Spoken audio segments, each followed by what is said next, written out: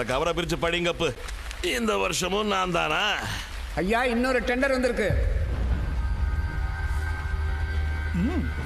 நீயா? ரைட். மதிவதனி இப்போ பிரதமர் வந்த உடனே எல்லாம் நடக்கும், எல்லாம் சரியாயிடும் அப்படின்றாரு. ஆனா இந்தி படிக்கணும் அப்படின்றாரு. என்ன உங்க பார்வை? முதல்ல ஒரு விஷயத்தை ரொம்ப தெளிவுபடுத்திக்கிறேன். இந்த பொது மேடையில வந்து ஏய் ஊய் இந்த உருட்டல் மிரட்டல்லாம் கமலாலயத்துல வச்சுக்கணும். இப்படித்தான் அரைவன். என்ன அசிங்கமா இருக்கா?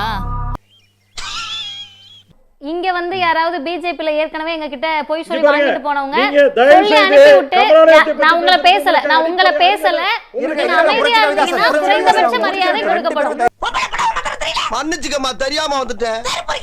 எது அதுக்கு என்னப்பா? வேணா ரைட் விடு. இந்த கிளி கிளிக்கிறாளே பேசினப்ப எல்லாம் நான் அமைதியா இருந்தேன். இந்த ஏய் போய் மிரட்டல் எல்லாம் ஏற்கனவே என்கிட்ட வாங்கிட்டு போயிருப்பாங்கல்ல போய் பேசி அவங்க உங்களை ஸ்க்ரூ பண்ணி அந்த பொண்ணை போன உடனே ஏய்னு சொல்லிடுங்க. அந்த அரட்டல் உருட்டலுக்குலாம் பயப்பட முடியாது. டேய் வெக்கம் கெட்டவன, மானம் கெட்டவன, உனக்கு எதிராக இவ்வளவு பெரிய மீச. டேய் செருப்பால அடிக்கடா அவனை. செருப்பெல்லாம் வெளிய விட்டோம்னே. எடுத்து வந்து அடிக்கடா. தர்மேந்திர பிரதானுடைய அரட்டல் உருட்டலுக்கே நாங்க பயப்படுறது இல்ல. புரட்சி கவிதாசனுடைய அரட்டலும் உருட்டலும் ஒண்ணும் பண்ண முடியாது.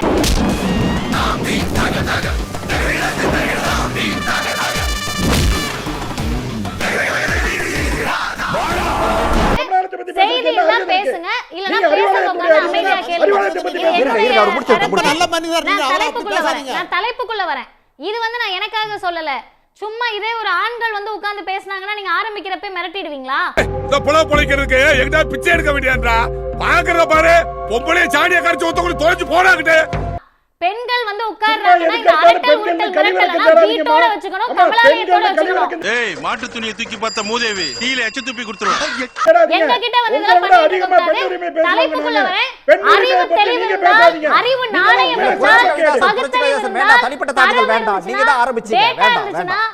கொஞ்சமாவது பகுத்தறிவு இருந்தா அது எங்க இருக்கு? நெக்ஸ்ட் ஒன்றிய அரசோட பிரச்சனைக்கு வாங்க. தரவுகள் இல்லாம தனிமையா தாக்குதல் வராதீங்க. இதெல்லாம் உங்களுக்கு இருந்தா அறிவு இருந்தா உட்கார கூடாது. அம்மா அடி பாவி மவளே, கழுத்துல போட்டாளையா. பகுத்தறிவு இருந்தா, கட்டாளம் இருந்தா, சுயமரியாதை இருந்தா நாகரிகமா பேசுங்க. தலைப்புக்குள்ள வாங்க. டேய் மரியாதை உனக்கு என்னடா மரியாதை? இதோடா அம்மா நாகரிகமா பேசுங்க. தலைப்புக்குள்ள வாங்க சார். நாகரிகமா பேசுங்க. கண்டென்ட் இல்லாம நாகரிகமா பேசுங்க. நாகரிகமா பேசுங்க. வாப்போடு முதல்ல பேசுங்க. புரட்சி கவிதாசன் நீங்க பேசுங்க. நீங்க ஆரம்பிச்சீங்க, அதுக்கான பதில தான் இப்ப சொல்றாங்க அவங்க. ஜமீன்தாரையா என்னை ரொம்ப அசிங்கப்படுத்துறீங்க. நீங்க ஒரு மாதிரி பதில் சொல்றாங்க. பாருங்க சார், நான் பேசும்போது அரசியல் நான் பேசும்போது வந்து இவர்தான், இவருக்கு இதான் வேலை. அறிவாலயத்தை பத்தி பேசினாரு, என்ன பண்ணுவீங்க? அமைதியா இருந்தா நான் பேசுவேன். இல்லையா அவர் அப்படியே கத்திக்கிட்டே இருக்காருன்னா எனக்கு ஒரு பிரச்சனையும் கிடையாது. ஐடி தோல்ல ஒண்ணு வெச்சுனு வையா. கைத்து தொங்கியா மகா இல்லன்னு மேல பாக்க. இந்த ஏரியா பக்கம் ஒண்ணு பாக்குது. இல்ல மதிவதனி தொடரட்டும். இருக்க புரட்சி கவிதாசன் மந்திர அவங்க முடிச்சிட்டோம். பேசுற வரைக்கும் நான் அமைதியா இருந்தேன். நான் தலைப்புக்குள்ள வரேன் சார்.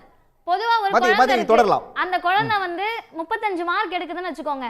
அந்த பிள்ளை அடுத்த முறை 60 மார்க் எடுமா, 70 மார்க் எடுமான்னு கொஞ்சம் கொஞ்சமா கூட்டிட்டு போவோம்.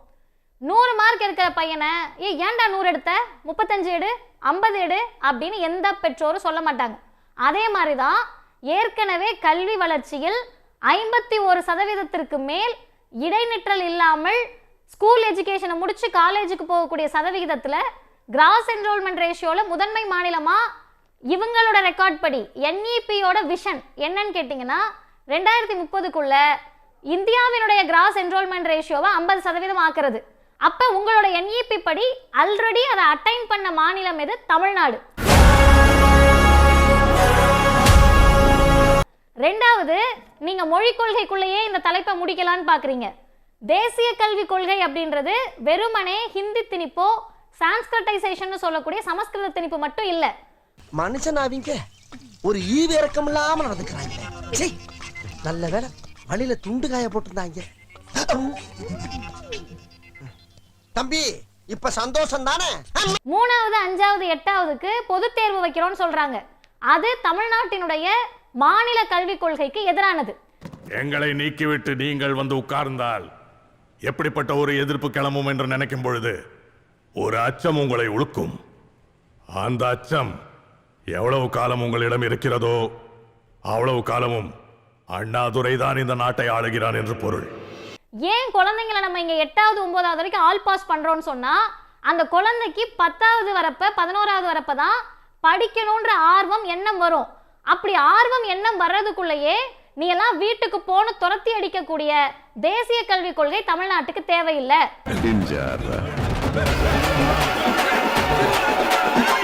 சரி, இந்த தேசிய கல்விக் கொள்கையை ஏத்துக்காத தமிழ்நாடையும் ஏத்துக்கிட்ட பீகாரையும் நான் ஒப்பிடுறேன். என்னோட டேட்டா கிடையாது, UDISCயோட டேட்டாவும் ஒன்றிய அரசினுடைய ரிப்போர்ட் படி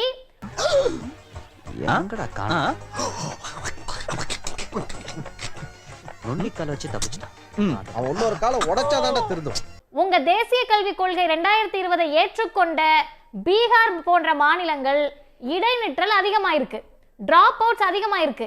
தமிழ்நாடு, கேரளா போன்ற புதிய கல்விக் கொள்கை ஏற்றுக்கொள்ளாத மாநிலத்தினுடைய இடைநிற்றல் விகிதம் குறைந்திருக்கு. அப்ப நம்ம ஸ்கூலுக்குள்ள குழந்தைய கூட்டிட்டு வரோம்.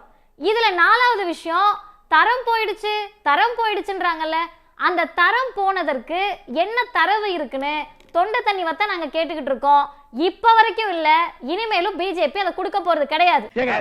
பயங்கரமான கல்லூரி மங்க புரியும்படியா கேப்டா பேசுங்க. 2வது முதல் சுற்றுல பேசுற போது திரு புரட்சி கவிதாசன் அவர்கள் ஒரு வார்த்தையை சொன்னாரு. நீங்களாம் இந்தி படிச்சு விஞ்ஞானி ஆகணும்னு நாங்க சொல்லல, நீங்களாம் இந்தி படிச்சு பெரிய ஆள் ஆக போறீங்கன்னு நாங்க சொல்லல.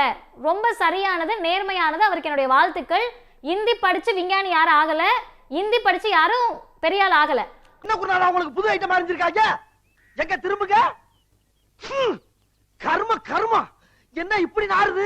ஆனா எதுக்கு படிக்க சொல்றாங்கன்னா இன்டெகிரிட்டிய, ஒருமைப்பாட்டை, ஒருங்கிணைப்பை கொண்டு வரதுக்கான். ஹிந்தி படிச்சுட்டு போய் தானே பாபர் மசூதி இடிச்சீங்க, ஹிந்தி படிச்சுட்டு போய் தானே வட இந்தியால இஸ்லாமியர்களுக்கும் இந்துக்களுக்கு இடையில சண்டை மூட்டி விடுறீங்க, ஹிந்தி படிச்சுட்டு போய் தானே இன்றைக்கு தர்மேந்திர பிரதான் அவ்வளவு துணிச்சலோடு திமுரோடு நீ இதை ஏத்துக்கலனா கொடுக்க முடியாதுன்னு கட்ட பஞ்சாயத்து பண்ணிட்டு இருக்கீங்க.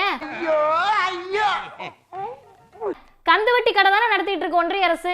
எந்த நிதியை கேட்டாலும் நீ இதை ஏத்துக்கிட்டாதான் இதை கொடுப்போம்னா கந்துவட்டிக்காரங்களா நீங்க? சிங்கர்னு சொல்லிட்டு மோளம் சொல்லப்படாது, அசிங்கமா இருக்குல்ல. முதல்ல தமிழ்நாடு கேட்கக்கூடியது தமிழ்நாட்டு மக்களுடைய உரிமை. இது திமுகவுடைய உரிமையை பற்றி அவங்க பேசல. இது திராவிட முன்னேற்ற கழகத்தினுடைய தலைவரோட பிரச்சனை கிடையாது. இது ஏதோ தமிழ்நாட்டோட சிஎம்முக்கான பிரச்சனை கிடையாது. திரும்ப திரும்ப இவங்க பண்ணலையா அவங்க பண்ணலையான்னு கேட்டா தமிழ்நாடு அரசினுடைய முதலமைச்சர் மிக தெளிவாக உங்களை நோக்கி ஒரு கேள்வி கேட்கிறாரு. ஒன்றிய கல்வித்துறை அமைச்சரை நோக்கி கேள்வி கேட்கிறாரு. கான்ஸ்டிடியூஷன் பேசுறீங்கல்ல, இப்ப சார் கூட கான்ஸ்டிடியூஷன்லாம் எடுத்து காட்டினார்ல. எங்களுக்கு என்ன தெரியுமா ரொம்ப கோபம் வருது, ஆங்கிலத்தை உருப்படியா படிச்சிருந்தா அபிஷியல் லாங்குவேஜுக்கும் பயிற்று மொழிக்கும் அலுவல் மொழிக்கும் வித்தியாசம் தெரிஞ்சிருக்கும். அதான் சரி. அப்ப நீங்க ஆங்கிலத்தை ஒழுங்கா படிக்காததுனால அபிஷியல் லாங்குவேஜ் வேற இது வேறன்ற புரிதல் ஒன்றிய கல்வித்துறை அமைச்சருக்கு இல்லாம போயிடுச்சு. இது நீ செருப்பு கட்டி அடிச்சுக்கலாம்பா, அசிங்கப்படுத்த. ரூல் ஆஃப் லாவா நான் வழக்கறிஞர், அண்ணன் தமிழன் பிரசன்னா வழக்கறிஞர். ரூல் ஆஃப் லானா என்னன்னு கேளுங்க, ஒன்றிய கல்வித்துறை அமைச்சர்கிட்ட போய் கேளுங்க. எவ்வளவு தெளிவா போனாலும் நான் இங்க அடிச்சு போடுறாங்க. சரி விடு, வெந்நீர் வச்சு குடிச்சா எல்லாம் சரியா போயிடும். ரூல் ஆஃப் லா படியா நடக்குது. நேச்சுரல் ஜஸ்டிஸ்னா முதல்ல என்னன்னு தெரியுமா உங்களுக்கு? எதுவுமே தெரியாம நீங்க ஏதோ பிஜேபி வந்ததுனால மோடி வந்ததுனால இப்படி இவங்க உட்கார்ந்து டிபேட்ல பேசுற ஒரு 4-5 பேர் ஆதரவை வச்சுக்கிட்டு வந்து உட்கார்ந்துக்கிட்டு எங்களுக்கு கான்ஸ்டிடியூஷன் பாடம் எடுப்பீங்களா? என்ன இங்க வேற மாதிரியா இருக்கு? பூனை வாழை விட்டுட்டு புலி வாழை பிடிச்சனா? இந்தியாவினுடைய முதல் அரசமைப்பு சட்டத்தை திருத்திய மாநிலம் தமிழ்நாடு. சோஷியல் ஜஸ்டிஸ்க்காக அந்த ஒரு நிமிடம் தேசிய கல்விக் கொள்கையில சமூக நீதியை பற்றி ஒரு வார்த்தை கூட கிடையாது, ரிசர்வேஷனை பத்தின ஒரு வார்த்தை கிடையாது. இவங்க கண்ணை எங்களோட ரிசர்வேஷன் தானே உறுத்துது. நீ எல்லாம் எப்படி படிச்சு வரலான்றது தானே ஆங்கிலத்துல NEPன்னு கேக்குறீங்க. இதை தமிழ்நாடு ஏத்துக்க முடியாது. தமிழ் வாழ்க, தமிழ் வாழ்க. இத தமிழ்நாட்டினுடைய முதலமைச்சர் தீர்க்கமாக எதிர்க்கிறார், துணிச்சலோடு எதிர்க்கிறார். எங்களுக்கு இருக்கக்கூடிய பெருமை என்னன்னு கேட்டா, தமிழன் பிரசன்னா பேசுறப்ப சொன்னாங்கல்ல, வெளிநாட்டுக்காரவங்க வந்து ஒரு பையன்கிட்ட கேட்டாங்கன்னு, அந்த பையன் தள்ளுவண்டி கடை போட்டிருந்தாரு. ஏன்பா உன்னோட பேர் என்னப்பான்னு கேட்டோன்னே என் பேரை போட்டு கூகுள்ல தேடுனாரு. அதுக்கு அந்த ஃபாரினர் கேட்டாரு, ஓ கூகுள்ல தேடினா உன் கடை லொகேஷன் வருமானு கேட்டாரு. இல்ல இல்ல என்னோட ரிசர்ச் ஆர்டிக்கல் வரும்னு சொன்னாரு. ஹிந்தி படிச்சுட்டு நீங்க என்ன பண்றீங்கன்னா ஹிந்தி படிக்கக்கூடிய அந்த பிள்ளைகளுடைய கல்வியை நாசமாக்கிக்கிட்டு இருக்கீங்க. உண்மையாகவே உங்களுக்கு ஹிந்தி பேசக்கூடிய பிள்ளைகளுடைய கல்வியை அக்கறை இருந்தா அங்க பாரு தமிழ்நாடு முன்னேறி இருக்கு.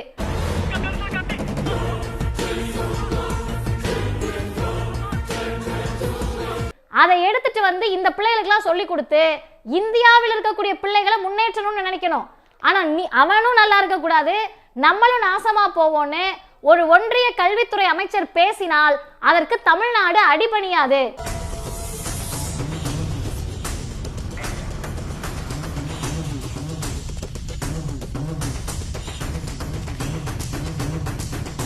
ஏதாவது ஒரு ஆக்கப்பூர்வமா ஒன்றிய அரசு சொன்னதுக்கு வாதம் இருந்தா அவரை பேச சொல்லுங்க. என்ன திரும்ப தனி மனிதர் தாக்குதல் வேலை பண்ணாம ஆக்கப்பூர்வமா பேச சொல்லுங்க அவரை. ஆனா தமிழர்கள் ஹிந்திக்கு எதிரானவங்க இல்லைன்னு நான் நினைக்கிறேன். நாங்க ஹிந்தி திணிப்புக்கு தான் எதிரானவங்க, ஹிந்திக்கோ ஹிந்திக்காரங்களுக்கோ இல்ல.